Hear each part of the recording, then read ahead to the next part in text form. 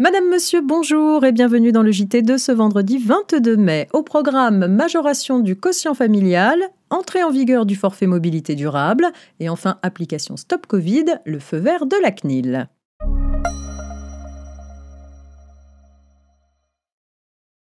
On ouvre donc ce JT avec une précision relative à la majoration du quotient familial. Un contribuable célibataire divorcé ou veuf est en principe imposé sur une part de quotient familial, mais il peut bénéficier sous certaines conditions d'une majoration. Pour cela, il doit vivre seul au 1er janvier de l'année d'imposition et avoir eu la charge d'un ou plusieurs enfants pendant au moins 5 ans au cours desquels il vivait seul. La condition relative au fait d'avoir supporté la charge d'un enfant implique que celui-ci ait été pendant cette période de 5 ans mineur ou infirme et qu'il n'ait pas disposé de revenus distincts de ceux du contribuable. Par conséquent, cette majoration ne s'applique pas si l'enfant était majeur à l'époque où il résidait au domicile du contribuable.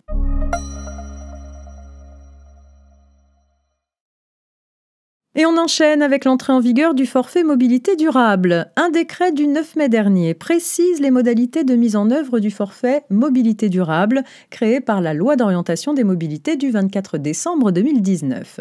Depuis le 11 mai, les entreprises peuvent ainsi prendre en charge les frais de transport des salariés qui se rendent au travail notamment à vélo, en covoiturage ou en service de mobilité partagée, en bénéficiant d'une exonération de cotisations et d'impôts sur le revenu dans la limite de 400 € par an. Notons que l'employeur devra en faire bénéficier l'ensemble des salariés éligibles selon les mêmes modalités. Enfin, pour les salariés à temps partiel, employés pour un nombre d'heures inférieur à 50% de la durée du travail à temps complet, la prise en charge sera proratisée. Dans un communiqué, le ministère chargé des Transports a d'ailleurs appelé les entreprises à se saisir rapidement de ce dispositif dans le contexte de sortie du confinement.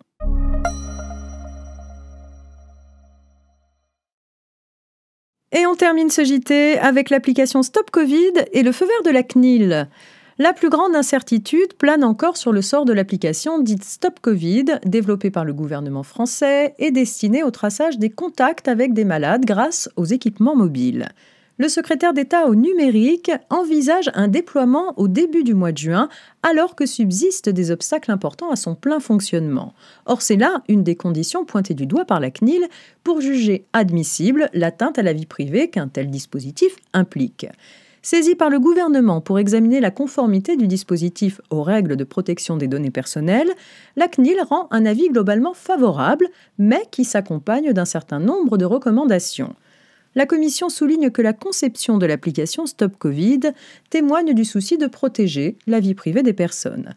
L'anonymat des utilisateurs est préservé grâce à l'utilisation de pseudonymes, évitant la centralisation dans un serveur d'une liste des personnes qui se déclarent malades.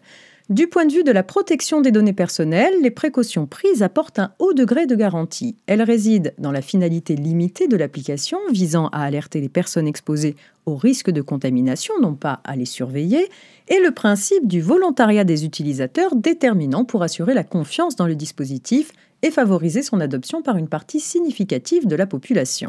Néanmoins, même s'il ne s'agit pas de tracer les individus de façon continue, la Commission observe que la collecte de traces doit être envisagée avec une grande prudence, surtout concernant la sécurité des données recueillies et la maîtrise de leurs données par les personnes concernées.